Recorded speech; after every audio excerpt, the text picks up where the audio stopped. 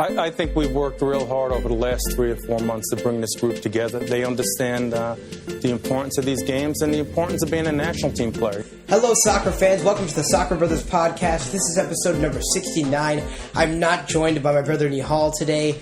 He, fortunately, depending on however you want to look at it, got a job with Columbus Crew SC, and because of media rules, he will not be able to participate on this podcast until December, after the MLS season is done. So until then, it'll be a mix of me doing it on my own, maybe getting some different guests in, but it's definitely going to be different than it was before, but I still look to provide consistent content to you guys over the next 9 months. So why don't we get right into it? Today's episode is going to mainly be about the U.S. men's national team roster for this next pair of World Cup qualifiers versus Honduras and Panama. Alright, so the first thing I'm going to do here is just quickly go through the roster, and then I'll talk a little bit about it. Okay, so for goalkeepers, we have David Bingham, Tim Howard, and Nick Rimando. For defenders, we have DeMarcus Beasley, Matt Beasler, John Brooks, Jeff Cameron, Omar Gonzalez, Michael Orozco, Tim Ream, Jorge Villafana, Walker Zimmerman, and Graham Zusi. And midfielders, we have Kellen Acosta, Alejandro Bedoya, Michael Bradley, Jermaine Jones, Sasha Kledgeton, Sebastian Letjet, Dax McCarty, Darlington Nagbe, and Christian Pulisic. Our forwards, we have Josie Altidore, Clint Dempsey, and Jordan Morris. So I'm generally positive about this roster. Obviously, we don't have Bobby Wood and Fabian Johnson, two significant players who are out due to injury. That is going to change how I see the starting lineup a little bit.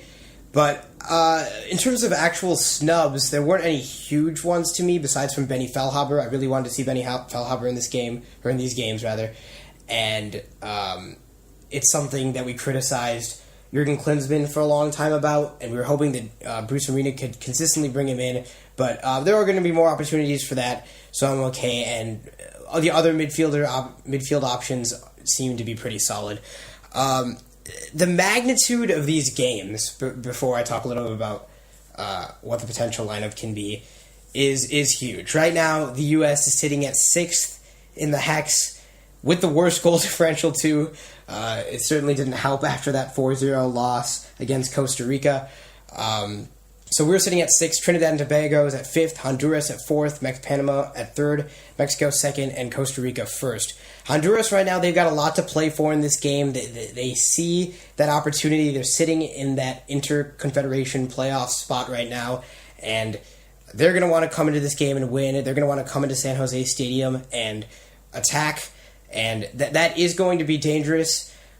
And, you know, just based on watching their last game against Trinidad and Tobago, all their goals were off the counterattack, and they've got Elise and Kyoto, two Houston Dynamo wingers that play up top that are very fast, and we're going to have to watch for that a lot, which is why I'm not so mad about DeAndre Yedlin not being in this game, because, I mean, DeAndre Yedlin does like to overlap, does like to attack, and Jeff Cameron will probably have to be the replacement who, he's naturally by trade a center back, so he's going to not be as attacking as DeAndre Yedlin would. May not leave us as exposed at the back. But with that, why don't I get into what my lineup is for this game? Tim Howard at goalkeeper, obviously the most experienced out of any of the keepers on this lineup. Brad Guzan is expecting a child, so he will not be playing there. I probably would have picked Howard either way, to be honest, though. Jeff Cameron at right back, as I said before. Playing right center back, I would like to see Omar Gonzalez. Left center back, I'd like to see Brooks. And left back, Villafana.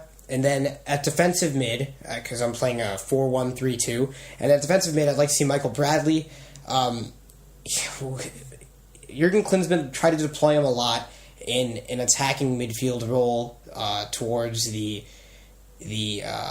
latter part of his tenure, and I didn't like to see that. He has a lot of versatility when he's playing in just that number 6 role. He can drop back between the center backs. He can get a little bit more attacking. He can stop those dangerous counterattacks in the midfield, make up for maybe a mistake that he makes or his teammates make before it turns ugly. And I really think that Michael Bradley can be the player that he needs to be in this position. The three above him, I'd like to see I wouldn't necessarily like to see, but Actually, I would like to see maybe Dempsey instead of Bedoya. Let me just say, sorry. Christian Pulisic, Alejandro Bedoya, and Darlington Nagbe. Christian Pulisic, obviously showing very well recently, scored a goal for Borussia Dortmund in the Champions League.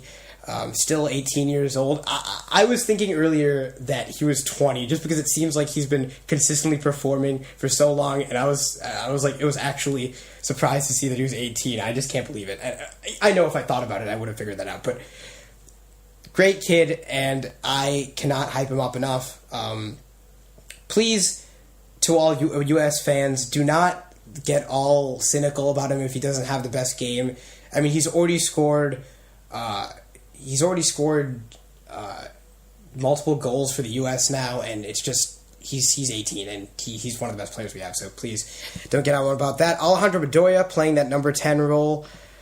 I think that Bedoya is a pretty consistent player. Usually doesn't make too many mistakes, and he's not a selfish player. And I think that Dempsey does have that issue occasionally, playing that number 10 role, and I like Bedoya in that trident. And Nagbe on the left, he's been playing there for the Timbers, doing a good job. He's always going to be a player that provides an attacking spark, and that's going to be lethal. We haven't been able to see Pulisic and Nagbe together starting ever, I don't think. And we haven't even seen them play together under Bruce Arena, as Bruce Arena hasn't had the European talent to work with yet. So that'll be really interesting to see if we can see it. And the two at the top, I have Jordan Morris and Josie Altidore. Josie Altidore, consistent goal scorer. I'm tired of saying I don't want to see Josie Altidore anymore because, first of all, he's shown well in the past year. And second of all, even if he's not showing well, he's still going to manage to score goals. He's one of the best options we got. So Altidore. And then Jordan Morris alongside with him. Obviously, Altidore's hold-up play is a big part of his game, and overlapping runs from the other striker are important. And I think that Bobby Wood would do a really nice job in that role, overlapping Josie Altidore, and that is a great partnership. But Jordan Morris will do for now, as Bobby Wood is injured. So Jordan Morris, a player that you just love to see. He's always trying to go for those 50-50 balls. He's always working his ass off, and he is a talent that we are going to want to preserve for a long time. So Honduras, tactically, what I've been able to deduce from them is that they do change up their formation a lot. A really interesting player that we're going to see, who hasn't played in qualifying yet, but I think he will, as he was recalled for this game, is Andy Nihal, a right back for Anderlecht. He's a young talent, I think 23, 24 years old, and he is able to attack as well as defend. And that matchup against Darlington Nagbe is going to be something really exciting to see. Nagbe might have a difficult time, but which may put a bit more pressure on Pulisic from wing play, but I'm not too worried about it. And Elise and Kyoto, as I mentioned before, will probably be the striking partnership. It really depends. They also have Diego Reyes, not the Mexican Diego Reyes, but the Honduran Diego Reyes, who can also play striker. It really depends what they're playing. But if they're playing two strikers, it'll probably be Elise and Kyoto fighting on that counterattack. Very fast players. And Kyoto has had a great season, 3 goals in MLS so far, and Elise has a goal and an assist. Boniek Garcia is a player that's familiar to a lot of U.S. fans, and he hasn't played as much for Houston Dynamo this year, and I don't expect him to start in this game, but I think he will be an important substitution coming off the bench. Switching back to the U.S. side of things, Sebastian Lecce is a player who has been called up that I'm really excited about. I was calling for his name a lot during the Jurgen Klinsmann era. It's exciting to see that become a reality. He does have experience under Bruce Arena. That's probably one of the reasons that he brought him in. He has experience playing out wide and in the central midfield, but because of the roster and how much depth we have in the center of the park, I expect him to come on as a substitute on the wing for Nagbe or for Pulisic. Looking at the starting lineup, it does look like Jorge Villafana is going to have room to bomb down the wing because Darlington Nagbe does like to pinch in a lot. He has experience playing attacking mid and center mid, so he's used to playing in that central position, and a lot of times it just looks like he's playing there. So with Villafana bombing up the wing, that pretty much leaves a back three of Gonzalez, Brooks, and Cameron. Gonzalez is a player who we haven't seen much because of that consistent pairing of Brooks and Cameron in most games, but he's a player that I like, physically very gifted, and he does have experience with Bruce Arena as well. So that's a good combination of center backs there too, and I think they're reliable enough. I think Brooks is sometimes prone to individual mistakes. It's just an experience thing. He's definitely one of the more talented players and has one of the highest ceilings on the team. Coming on in terms of substitutes in the midfield, I would say that Sasha Kledgton and Kellen Acosta are my favorites. Kellen Acosta has 3 goals in 4 MLS appearances so far for FC Dallas. Incredible. Some of his goals have been really nice. He originally played fullback, so he has the pace of a fullback, but he has the technical ability to allow himself to play in the midfield.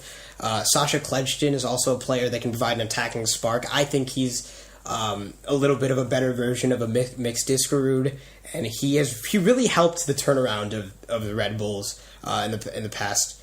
Well, actually, no, that's debatable because first they had Henry and Bradley Wright Phillips, but I think that the more recent pairing, the most recent Red Bulls teams the past 2 years, he's been a big part of their success.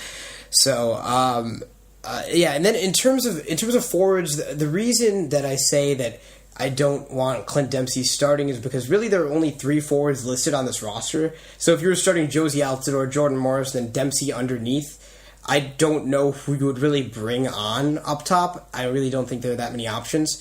So that's why I think you have to rest one of Altidore, Dempsey, and Morris. And just based on, I think it will be Dempsey because based on who works best in a 2 striking partnership. I could see Dempsey and Morris and Dempsey and Altidore too. But, Dempsey's getting a little bit older. I think it makes sense for him to come on as a substitute because I don't think there's any way he plays in the midfield with who we have in the pool and with the lack of forwards that we have on the roster. This game is so huge. It's Bruce Arena's first competitive game, and if the U.S. doesn't get a win here, we got to go to Panama, and that's not an easy game. This is our chance to get the easy points. Not easy. No disrespect to Honduras, but we get to host them, and we don't have the strongest of lineups in terms of health, but we have a lot of our key players. We have a lot of our main guys, and Bobby Wood is a big miss, but I do expect that Jordan Morris can do a lot of what he did.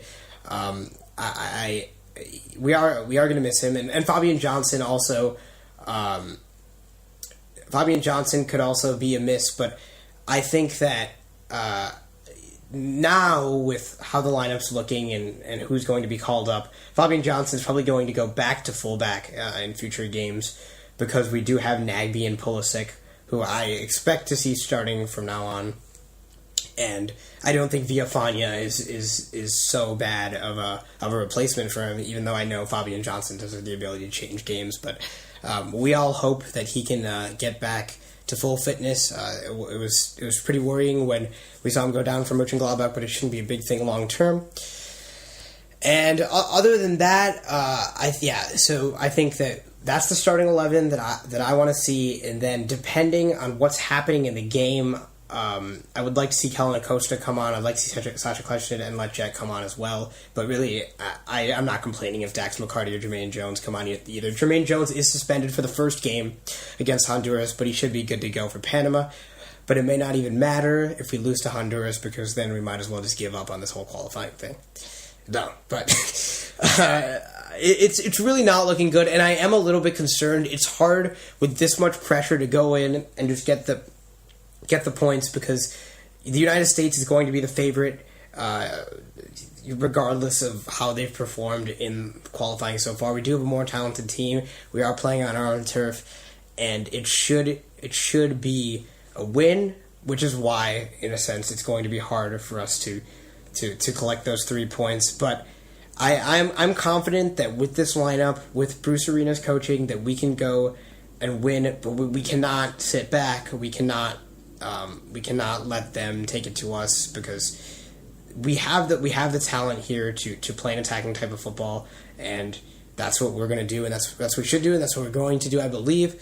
So My prediction on March 24th versus Honduras is going to be United States 4, Honduras 1. I know I'm not usually that positive. Maybe it's just because Nihal's not here and I need to balance both personalities out there. But I'm pretty excited. I will have a review episode coming of that after that game, and I might also preview the Panama game in that same episode. So yeah, big takeaways are excited for Bruce Arena in his first competitive match, excited for Nagbe and Pulisic, and do not underestimate that Honduras counterattack, and we're screwed if we do not win this game. All right, moving on. I'm only going to talk about pretty much one other thing, and that was the Manchester City versus Liverpool game on Sunday morning. And Manchester City came off a disappointing loss to AS Monaco in the Champions League before, as AS Monaco goes through. Congratulations to them to the quarterfinals of the Champions League.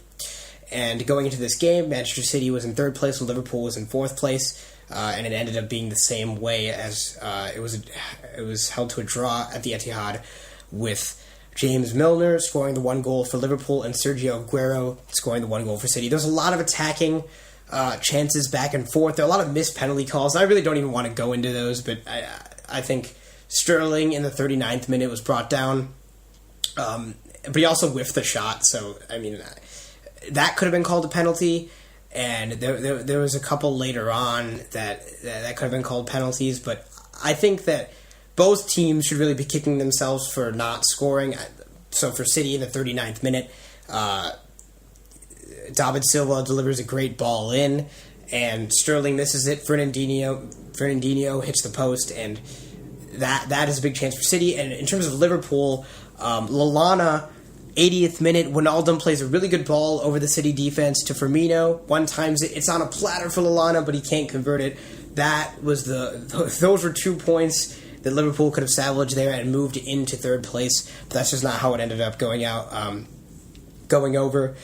But I guess I should go over the actual goals. So in the 49th minute, Firmino had a tackle on Clichy. It was probably a penalty, but I mean, if he wasn't going to call some of the other calls, then I don't really see it. This is not one of the more blatant penalties. And then James Milner, the former Manchester City man, converts it, and it's 1-0. And then Sergio Aguero leveled it in the 69th. De Bruyne played a great ball into him, and it was just like clockwork for him. So yeah, there could have been a lot more goals in this game. This is the first time Sergio Aguero scored against a top 7 side this year, and a reason that City isn't higher in the table right now is that because they haven't been able to do it against the top the top 7 teams in the Premier League. And I mean, in contrast, Liverpool cannot finish off some of the easier teams. We just saw them. I know Leicester's on a comeback, but still 3-1 a couple weeks ago. Liverpool has to finish that game, but overall against harder competition, Liverpool has 25 points out of 33 available, which is pretty good. But Manchester City, they haven't been able to beat some of the harder teams, and that is one of the reasons that they were knocked out of the Champions League, and that's one of the reasons that they're not higher in this table right now. I picked Manchester City to win the Premier League, and they do have flashes. They are a very talented team, and they have a very good coach, but they haven't been able to put it together. And that's, what I said before, that they can't beat higher competition. That is going to be pivotal in these next 2 games, because they are going to the Emirates and Stamford Bridge right after international break is over on April 2nd and April 5th. And that is plenty enough points available for Liverpool and Manchester United to pass them. And suddenly, Manchester City's not in the Champions League. More pressure on Guardiola, and it's really inexcusable for Manchester City to not perform better right now. I mean, they spent 100 million euros in the summer, and yeah, a lot of it can be a fault to Pep Guardiola. I mean, playing Kolarov at center back and Bakary Sagna at center mid, he hasn't created a real identity for many players on this roster, and they need to get it together. They are a team that is just really disappointing their fans and disappointing the progress that we've seen them make over the past 5-6 years. So their next game is at Arsenal, as I said before. That's going to be a huge game for them, a huge game for Arsenal as well. And Liverpool's next game is against Everton at Anfield. This is kind of Everton's last chance to make one last push for the Champions League. It's still looking bleak for them in terms of Champions League, but they've made a lot of progress in this part of the season, and if they want any hope at the Champions League, they have to win this game in Anfield, which I think they can do, but I'm predicting a draw.